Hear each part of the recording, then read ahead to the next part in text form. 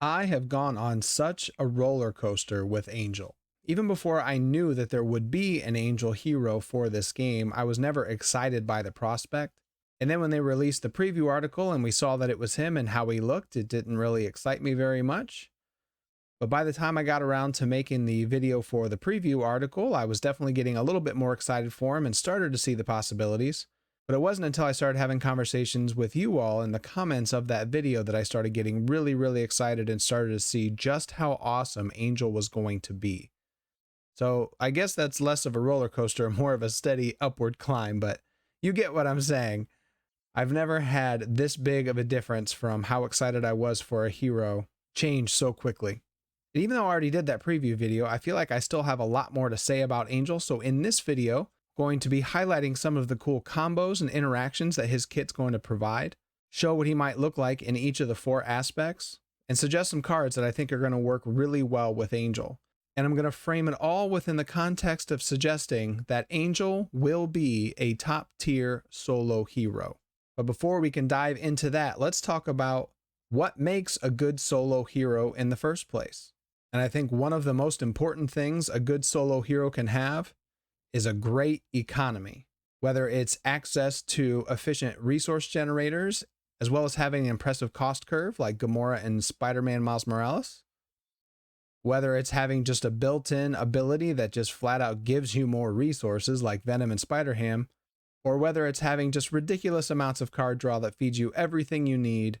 It's so important in solo to be able to play quickly, because you're the only one at the table. You have to handle everything yourself. In multiplayer, you can get away with having a slower deck and let the other players pick up the slack until you're ready to go. But in solo, it's all on you. So the faster you can draw your cards and play your cards, the better you're going to be. And that's why when you look at all of the top tier solo heroes, they all have a great economy. And I think that that is also true of Angel. If we start out just by looking at his hero ability in his Angel form, it says that after he plays an aerial event, he gets to draw a card. That's something you should be able to reliably trigger every round, meaning he will essentially have a 6-card hand size just for playing the cards that he wants to be playing anyway. So that is off to a great start.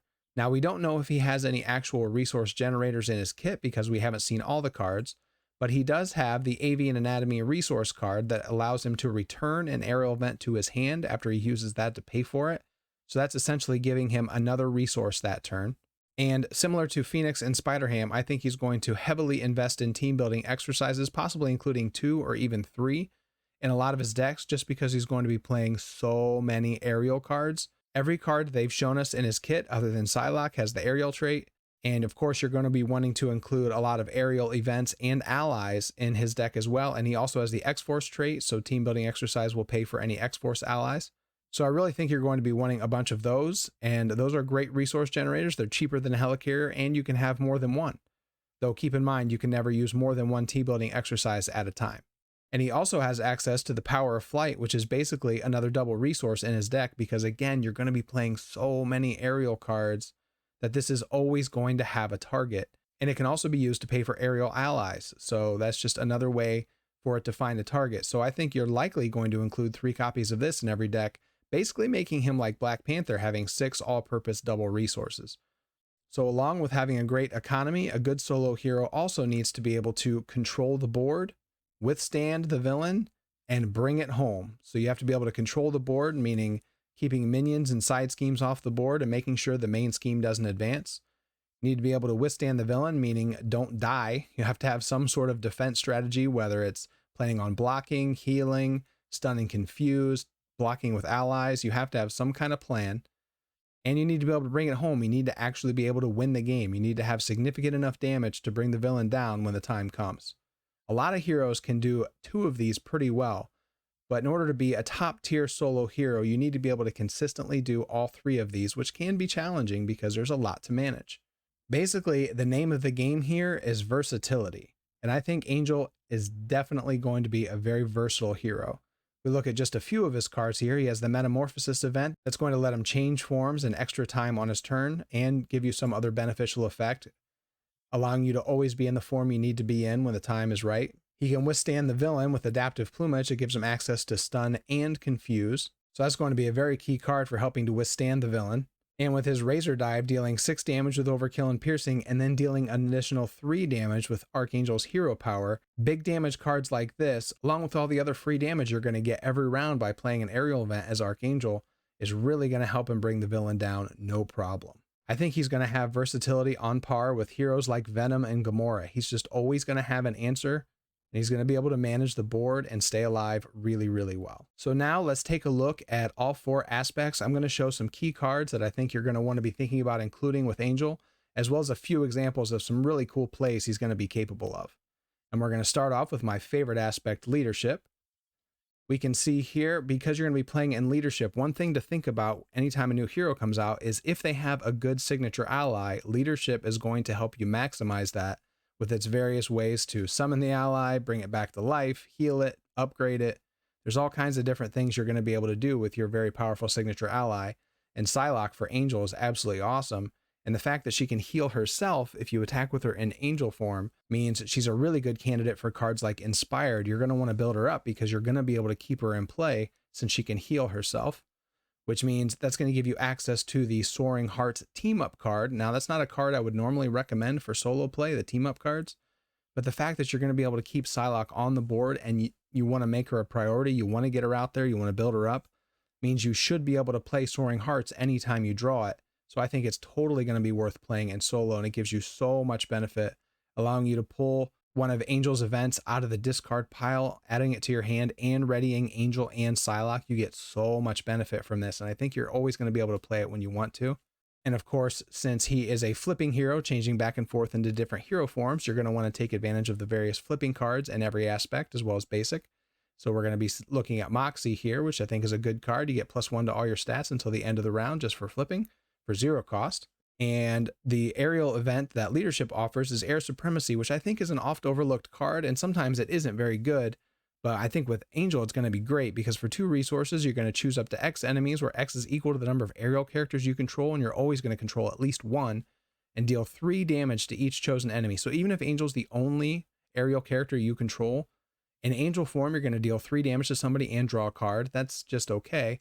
But in Archangel form, you're going to get to deal 3 damage to one enemy and then get to do 2 more damage to another enemy, getting 5 damage for 2, which is on par with the best aggression events. So I think Air Supremacy is going to be very worth playing in Angel decks, but you are likely going to want to include some more aerial allies to get the most out of it. So let's take a look at an example play I've got set up here. Now, this is fantasy booking, but I tried not to go too crazy. I don't think this is going to be an unreasonable thing that could happen, in that here we have Angel in play in his Angel form. We've got Psylocke with an Inspired on her and a team building exercise in play. So like I said, nothing too crazy. Should be able to accomplish this. We have a Moxie in our hand, the team up card Soaring Hearts, a copy of the Power of Flight, the double resource for aerial cards, a copy of the Avian Anatomy resource card that's going to let him return an aerial event to his hand after he uses that to pay for it, and another random extra copy of Inspire to round out the hand. So first thing we're going to do is exhaust Angel to thwart for 2 and Psylocke to thwart for 2 because she's inspired. So we're going to remove some pesky threat from the board, maybe clear a side scheme or just bring the main scheme down to 0. And then after that, we're going to exhaust team building exercise and use Avian Anatomy as a resource to pay for the Soaring Hearts team up card. It's going to let us search our discard pile for an identity specific event, add it to our hand, and ready Angel and Psylocke. So we're getting a card back and we're readying both our characters. Now keep in mind, you can only play this when you're in Angel form. This won't work if you're Archangel. So say we get the Adaptive Plumage event out of the discard pile with the Soaring Hearts, and Angel and Psylocke are now ready. But keep in mind, since we used Avian Anatomy to play Soaring Hearts, and it's an aerial event, we get to return that to our hand as well. And because we played an aerial event as Angel, we get to draw a card. So by playing the team up card, we got a card out of the discard pile, we got the team up card back because of the Avian Anatomy card, and we drew an extra card. So now we've removed 4 threat, and all our characters are ready, and we have more cards in our hand than we started with. That is pretty cool. So from there, we are going to flip into Archangel form, and we're going to play a Moxie since we changed form, giving him +1 to all his stats. Now that we've removed a bunch of threat from the board, we're just going to start attacking like crazy. So now Archangel is going to attack for 3, and Psylocke's going to attack for 2. Now, since Psylocke attacked while you were Archangel, you automatically get to stand Archangel back up. So let's just go ahead and attack for 3 more. dealing 6 damage. So we've removed 4 threat, dealt 3 damage, and then 2 damage, and then 3 more damage. And these are all in small increments, which is another nice thing. In solo play, you know, you don't always have big numbers that you need to deal with. So it's nice to be able to spread around small increments of threat removal and damage. And then from here, we're going to use the power of flight for 2 resources for an arrow card and just discard this extra copy of Inspired to play Adaptive Plumage. And since we're in Archangel form, it's going to deal 4 damage to an enemy and stun it. So we would just hit the villain with that. But of course, since we played an aerial event in Archangel form, we also get to deal damage equal to the event's cost. So we're going to deal 3 more damage, and now the enemy is stunned. And then while we're at it, we'll just use the Soaring Hearts that ended up back in our hands as a resource to put this reinforced suit on Psylocke, beefing her up even more because she has taken a couple damage this round. So as you can see, we got so much done in our turn just by playing Angel's cards mainly. Now, having the team up card would be lucky because you can only have 1 in your deck, but you are definitely going to want to combo it with that Avian Anatomy if you can, being able to get it back in your hand, potentially playing it again. If we had more threat to remove, we could have played it again as Angel to, you know, ready our characters again to keep thwarting. It's amazing the way his cards are going to flow together, and being able to use an event Angel to draw a card and then again as Archangel to deal damage. I think that's definitely what you're going to want to be doing, trying to get use of both hero powers every round. So we did all kinds of board control. Certainly with all that damage thrown around, we would have killed all the minions on the board and dealt a significant amount to the villain. We removed 4 threat, and we could have removed more if we wanted to. We've withstood the villain because we've left them stunned, and you can see how much damage he was able to do, just pinging away 3 here, 2 there. The Moxie boosting his stats is going to be nice with the Psylocke being able to ready him. I think his leadership build is going to be very solid and very fun. Let's take a look at what he might look like in protection. So the protection aerial cards are Ever Vigilant and Height Advantage. Ever Vigilant is an amazing event that you can only play if you're aerial, and you ready your hero and remove 2 threat from the main scheme. So it just gives you so much versatility. It's always nice to keep the main scheme low, but being able to ready your hero gives you access to your hero stats, which is your most reliable form of board control. So you're always going to be able to just use this card to do whatever you want with it. And remember, if you play this as Angel, you're also going to get to draw a card back. And if you play it as Archangel, that's just going to be 2 more damage that you get to put somewhere. So you get a lot of value out of that. Height Advantage, on the other hand, I honestly don't know what this card is for. I think it might be one of the worst cards in the game and has no place in an Angel deck. If for no other reason than it's not an event, and so it doesn't trigger any of his special abilities. But I just don't think this card gets enough done. So we are going to ignore that one. Some other cards you might consider including in an Angel deck. So we see the Ever Vigilant here. Remember, as a flipping hero, you're going to want to use those cards too. So he's going to have access to Perseverance, allowing him to give himself a tough status when he changes forms. There are some good aerial allies like Starhawk. I think would be a lot of fun in an Angel deck. You can use a team building exercise to help pay for him, or 1 power of flight gets him on the table. And then you get to do the fun mini game of trying to get him to take exactly enough damage to bounce back to your hand. But he would be a really versatile ally to add. This seems like a good place to mention that Vivian will be an excellent ally to include in Angel decks because she also has the aerial trait, allowing you to use the power of flight to pay for her or team building exercise. And she can just do so much for you if you need a quick 2 thwart or maybe a ping and then a block. But her power of being able to blank something when it comes into play is just endlessly useful depending on the board situation. So I think Vivian is going to be almost an auto include with Angel just because of the aerial trait alone, but a cheap blocker is always nice as well. And then we've seen some new aerial and X-Force allies with the Angel pack. Here we see Warpath, who's going to be very, very interesting. We'll talk a little bit more about him later. And there's also Siren as well that you might consider including, because again, with the power of flight and team building exercise, you're going to get discounts on these. It's going to be easy to bring these. So you might consider playing these really expensive allies that are going to give you a lot of power. Another card I think you might consider including with Angel would be Med Team, because you're going to want to keep Psylocke alive and you're going to want to keep Warpath alive. So I think Med Teams are going to be worthwhile to include with Angel. Now, of course, since we're playing protection, withstanding the villain shouldn't be a problem. He's got his aerial agility event, which I wasn't too high on in the Angel preview video, but I didn't realize till it was pointed out to me in the comments that his abilities trigger during the villain phase as well.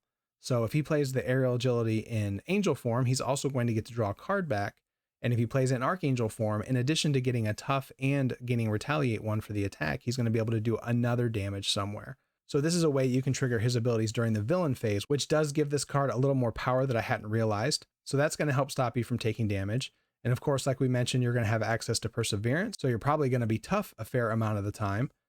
And then he also has the Adaptive Plumage, giving him access to Stun and Confuse. So I'm thinking most likely on most turns, either the villain's going to be stunned, confused, or you're going to be tough, or you're going to be able to at least prevent a decent amount of the damage, meaning that his 12 hit points is going to go really far because you're not going to be getting hit too much, I don't think. And that also does mean his 3 defense in Archangel form kind of goes to waste, because I don't think you're going to want to be defending. You could build a perfect defense deck with him. You know, if you do end your turn in Archangel form, you're going to get that extra threat on the main scheme, which could be a problem sometimes. But the more I've thought about it and talked to other people, I think his threat removal capabilities are going to prevent that from being too big of a problem most of the time. So I'm not as concerned about it as I was. But even then, I don't know that building around the Archangel form and perfect defense is the way to go, just because he has such easy access to tough with Perseverance. You're going to have 3 of those in your deck and probably 2 aerial agilities. So I just don't think you need to build around his defense, but I suppose you could. And since you're pretty much always going to have the villain's attack handled, what you can do is use Warpath to block minions for you, because when he defends against an attack, he's going to let you play an event with a hero action ability from your hand. And if you block the villain with him, there's a decent chance he'll die, at least after he loses the tough that he comes into play with. So what you might want to do is keep a minion around that he can block for you. You know, he might take a couple damage, and then it's going to let you play an event from your hand. So let's look at a couple cool things that could happen. If you block with Warpath and you have an Adaptive Plumage in your hand, yeah, you could play that on your next hero turn, but why not go ahead and play it now before the encounter cards have been revealed, stun the villain, and then if they happen to reveal an assault or a gang up or something, they're already going to be stunned, and that's just one less thing you have to worry about. Or maybe you've got a Hard Knocks in your hand and you can play that immediately to kill another minion on the board that hasn't activated yet, saving somebody an attack, and you get a tough in the process. So having the ability to play these cards during the villain phase before the encounter cards have been revealed is going to provide no end of opportunities to stop bad things from happening. So with the villain withstood, we need to talk about the other things a solo hero needs to be able to do. I think, like I said earlier, Ever Vigilant just provides so much board control, giving the opportunity to thwart extra or attack extra. That's going to go a long ways. Plus, with Angel's natural board control capabilities, I think this card is going to do wonders for your board control. And then as far as bringing it home, Angel just has so much natural damage. The Razor Dive is going to be a great big attack card, and he's going to be dealing a lot of extra damage just by playing aerial events in Archangel form. So I don't think he's going to have any trouble bringing it home and winning the game in protection. When we take a look at what he's going to be able to do in Justice, of course, let's look at the aerial cards first. We have the 3-cost Agile Flight, which is a card I almost never use in solo play just because it's pretty expensive, and I usually don't need to remove 5 threat. I tend to prefer cheaper thwart events and just remove a little bit of threat here and there. But the nice thing about playing this is if you play this in Archangel form, not only do you get to remove 5 threat from among schemes, because it is nice that this card allows you to spread the thwart out, it's also going to deal 3 damage, and Justice loves to find extra damage anywhere it can. He's also going to have access to Yaw and Roll, which after you thwart, remove 3 threat from a scheme. This may or may not make the cut in solo, just because it just depends on how much threat you feel like you're going to need to remove. You know, you've already thwarted before you can even play this card. And then if you have 3 threat to remove, great. But sometimes I think this one might be a little more than you need. And then you also have Lay Down the Law. So when you flip and change forms, you could remove 3 or 4 threat for only 1. So between these 3 cards, Angel is going to be able to remove so much threat. And that might be more threat than you need to remove in solo. So why don't we go find some threat to remove with one way or another? I think Angel is going to be an excellent candidate for a one way or another deck. He's just going to be able to handle that side scheme so well, so easily, with all his very cheap and efficient thwarting cards. And of course, when he plays the Agile Flight in Angel form, if he does, he gets to draw a card. If he plays his Archangel, he's going to get to do some damage. If you do end up playing Yaw and Roll in the Angel form, you're going to get to draw a card, just making these cards even more efficient. So I think one way or another is going to be really, really good with Angel. And of course, along with one way or another comes the Daredevil trio of Skilled Investigator, Chance Encounter, and Followed. You always want to use these or similar cards with one way or another to maximize the benefits of having played that side scheme. Skilled Investigator is going to give you another card. Chance Encounter is going to let you go find Psylocke, and Follow is just going to let you deal even more damage, because I think you're really going to be able to lean into Justice's damage dealing capabilities. There are actually a decent amount with Turn the Tide and Follow that's incredibly efficient damage. Yeah, they're not big attack cards like what Aggression might give you, but constantly hitting the villain for 3 and 4 here and there is going to wear them down. So I think these cards, along with one way or another, are going to be a great way to play Angel. Take a look at the aerial allies currently available. So Quasar, I've always thought, is pretty solid. Removing 1 threat from each scheme in play works nicely along with one way or another, and he can attack for 2 for you. Banshee is okay for 4. I really wish he had 1 more hit point. His ability to confuse a minion after he thwarts can actually be pretty solid. If you're planning on going to Alter Ego a lot, it's nice if the villain's confused and all, but if you have some minions who weren't able to kill, it is still going to be bad for you when those ones scheme. So if Banshee can thwart 1 for you, then that is going to help, and he gives you some versatility with a 2/2 stat line. And Captain Britain, I think, is going to be really great with 3 thwart and 3 attack, and as long as you're focusing on the things on the side schemes and the minions, he only takes 1 consequential damage. Again, really, really good in a one way or another deck. And you're going to be able to pay for all of these with team building exercise and the power of flight. So just making it that much easier to get these big, beefy allies on the table. And of course, Captain Britain comes in Psylocke's pack. And along with that, you also get the whole float like a butterfly situation, which I think Angel would be able to run fairly well with his natural access to confuse. But of course, he can also use Upside the Head to help confuse and stun the villain. And then with Float Like a Butterfly in play, it's just going to be taking that much more damage from all of your effects. Cypher is going to find a nice home with Angel being able to draw him a card. And since he has the X-Force trait, Team Building Exercise is going to help you get him into play cheaper. And Lay the Trap is just a really nice way to do a big chunk of 5 damage to the villain.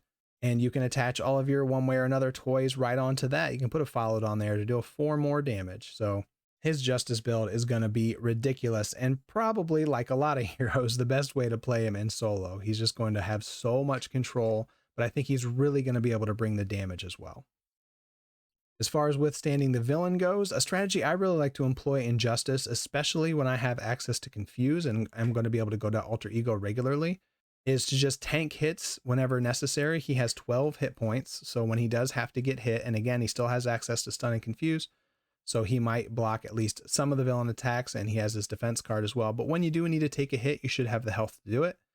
And then you can just flip to Alter Ego. He naturally heals for 1, and then if you include a Crew Quarters, you can heal for another. So essentially, you can flip down, heal for 2, and before you flip back up the next turn, heal for 2 more, allowing you to jump right back into the fight. So I think this alone should allow you to withstand the villain, along with, the usual chump blocking. And if you do need to block, he has 2 and 3 defense in his hero forms. So I don't think that's going to be a problem for him staying alive at all. Now, I think the way most people are probably very excited to play him is in Aggression, because of course he is a natural for using Dive Bomb along with Hone Technique, starting with the aerial built right in. It's going to be very, very easy to make use of that. He also has access to Pitchback, which is incredibly efficient, 4 damage for 1, as well as the Surprise Attack when he changes hero forms. Again, 3 or 4 damage for only 1 resource. So many efficient cards.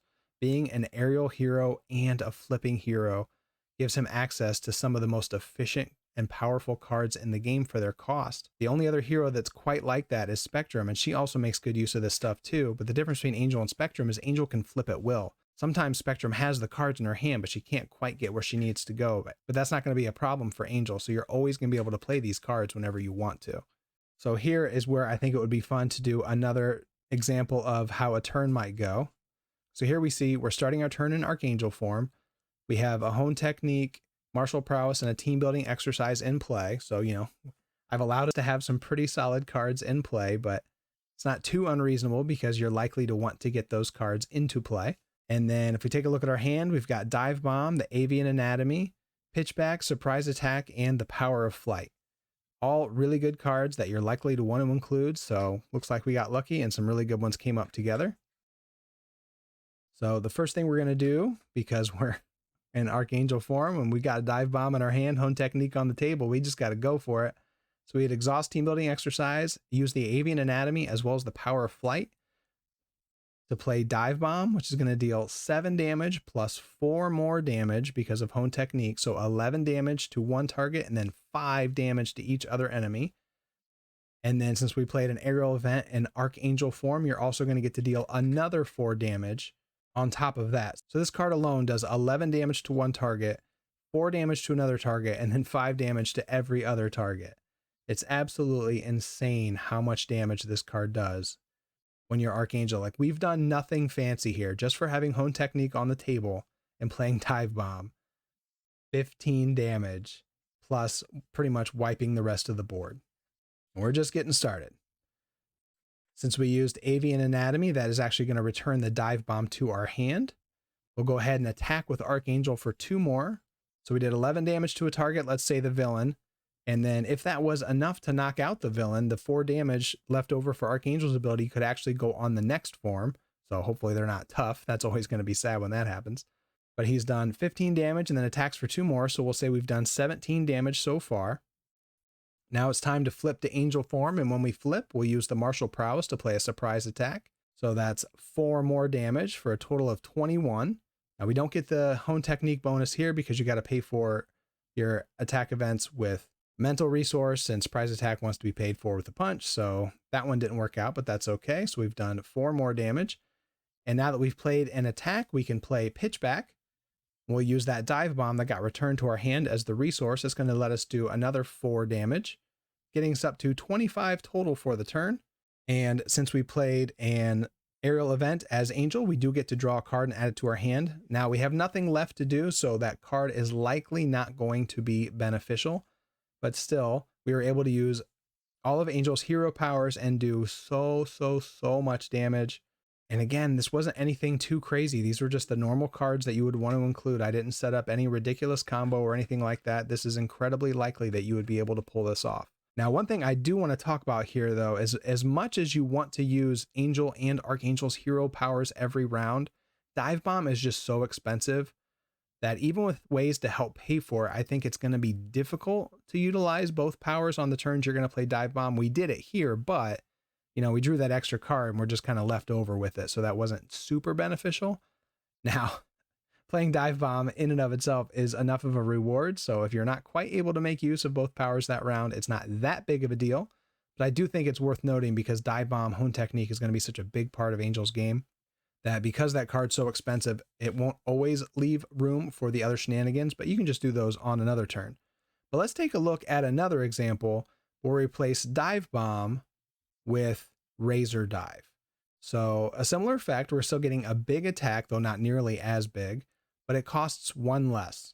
The rest of the hand is the same, the rest of the situation is the same, but if we just reduce the cost a little bit, so we're going to start out in a similar way. We're going to use Team Building Exercise and the Power of Flight to just start right off with doing the Razor Dive, so dealing 6 damage to an enemy with Overkill and Piercing, and then of course we get to do another 3 because of the cost of Razor Dive. So we've done 9 damage.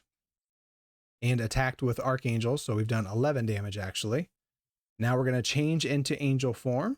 When we do that, again, we'll use Martial Prowess to play a surprise attack for 4 more damage, so we've hit for 15. But this time, when we play Pitchback off of the surprise attack, we're going to use Avian Anatomy to pay for it, and since that has a wild, we're going to make that a mental.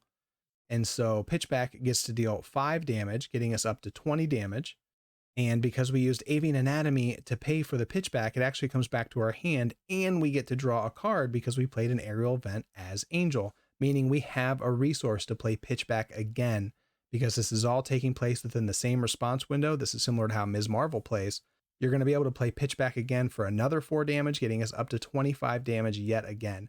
Now, to be fair, this one doesn't come with the Dive Bomb of 5 damage to every other enemy in play, but still, again, it wasn't really that hard to do 25 damage in one turn with Angel. And another cool thing here is when you use Avian Anatomy to pay for Pitchback in Angel form, you're going to get the Pitchback back and get to draw a card, guaranteeing that you're going to be able to play Pitchback twice each time. So that's always going to be awesome. His aggression build is going to be so much fun. Now, one thing that's kind of weird about aggression compared to the other aspects, though, is there's only one aerial ally in aggression. This really surprised me, and I'm really irritated that Sentry doesn't have aerial because he should. But the only aggression ally that has aerial is Wasp, and unfortunately, she does not synergize with what we've been doing very well at all.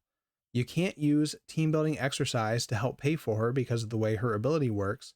And the same thing with the power of flight will not give her 2 PIM counters because that's when paying for an aerial card, and her ability stems from being overpaid for. So you still might consider including Wasp in an Angel aggression deck just because she's a decent ally. But unfortunately, she's not going to play well with the tricks we've been doing in the other aspects that all have a fair amount of aerial allies to choose from.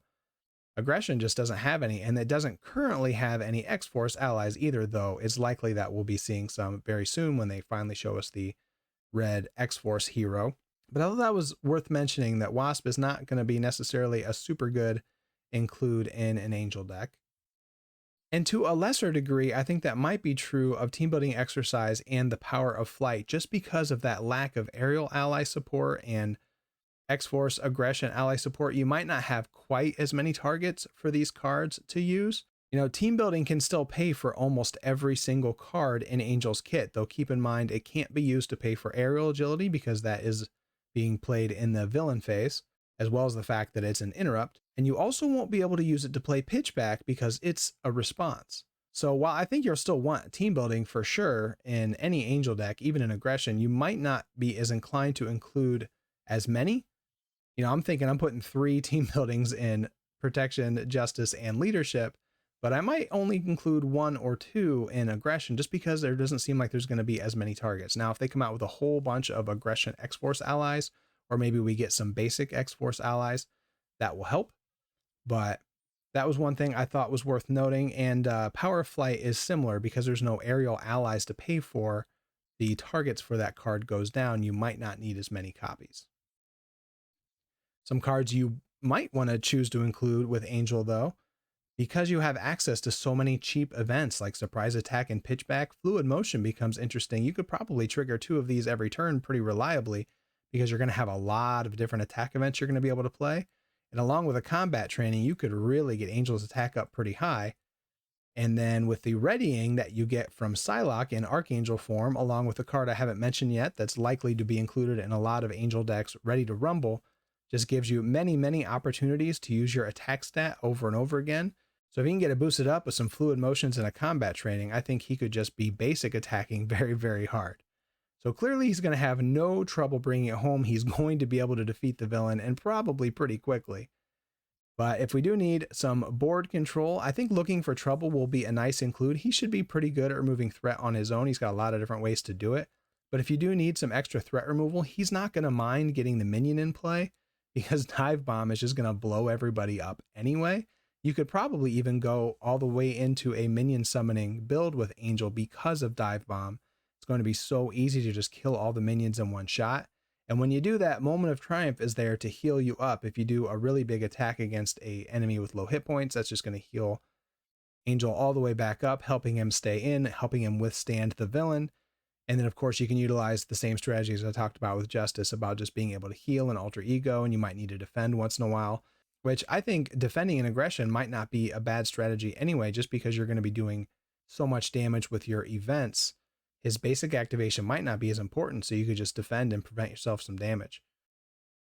So all in all, after looking at all the different efficient cards that he could use in every aspect, access to so many good allies and such great ways to pay for them, just really opened my eyes to the possibility of how powerful Angel is going to be in solo just because of his versatility and the efficiency of his economy. He's going to be able to play a lot of cards on his turn. He's going to be able to get a lot of work done every round. And it's going to be so much fun trying to time everything, flipping back and forth. We didn't even talk about all his cards. We haven't even seen all of his cards. So he's likely even better than he looks now just because he's got some really cool abilities we don't even know about. Now, I'm saying that Angel is going to be a top tier solo hero. And you can make the same argument for Cable and Psylocke, and I totally agree. I just don't think you need a video to tell you that Cable and Psylocke are going to be top tier solo heroes. They are very obviously going to be powerhouses and have no trouble playing in solo. But I just thought with Angel, it was a little less obvious how strong he really was going to be. That I thought it was worth putting this together and talking about because I really think he's going to be fantastic. And I don't think that was readily obvious. At least it wasn't to me until I really had to think about it for a while. I want to thank you so much for joining me. Let me know in the comments if this showed you anything about Angel you hadn't thought of yet, any cool combos, how ridiculously awesome that team up card is going to be and how much work it does, how much fun returning events to your hand with Avian Anatomy is going to be. These are the things that have got me really pumped for Angel. Weirdly enough, he's still 4th in my list of X-Force heroes I'm excited about, but that's only because I am so excited for all 4 of them. I don't think I've ever been this hyped for a cycle, which is really weird considering that these are the characters I probably know the least about so far in the game, but they all just look so amazing. So even Angel at number 4 would probably be number 1 or number 2 in some other waves as far as how excited I was for how they were going to play. If you enjoyed this video, please consider giving it a like and subscribing to the channel. And I really look forward to seeing you next time we get up in game. Take care, folks. Bye-bye.